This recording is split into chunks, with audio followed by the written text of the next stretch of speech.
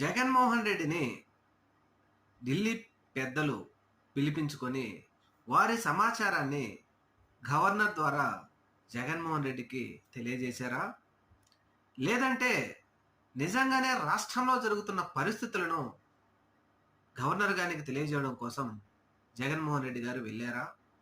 లేదంటే ఇంకేదైనా కార్యక్రమం అంటే ఏదైనా పండగలు కానీ లేకపోతే ఏదైనా విష్ చేయడం కోసం ఏమైనా వెళ్ళారా అంటే అటువంటి కార్యక్రమం అయితే ఇప్పుడు లేదు. వాస్తవంగా ఈ సమయంలో జగన్మోహన్ రెడ్డి గారు వెళ్ళి గవర్నర్ గారిని కలిసే పరిస్థితి లేదు. లేకపోతే ఒకవేళ వీరు అంటున్నట్టుగా ఎల్లో మీడియా అంటున్నట్టుగా లిక్కర్ స్కామ్లో నన్ను అరెస్ట్ చేయకుండా చూడండి అని గవర్నర్ గారిని వేడుకోవడానికి వెళ్ళాడా అంటే అటువంటి మనస్తత్వమే కాదు జగన్మోహన్ రెడ్డి గారిది. ఎంత దూరమైనా రొమ్ము తిరిగి పోరాడే వ్యక్తి జగన్మోహన్ రెడ్డి. ఇక్కడ చాలా మంది చెప్తున్నది ఏంటంటే ఢిల్లీ పెద్దల నుంచి గవర్నర్ గారికి వచ్చిన సమాచారం ప్రకారం జగన్మోహన్ రెడ్డి గారిని పిలిపించుకొని గవర్నర్ గారు మాట్లాడారు.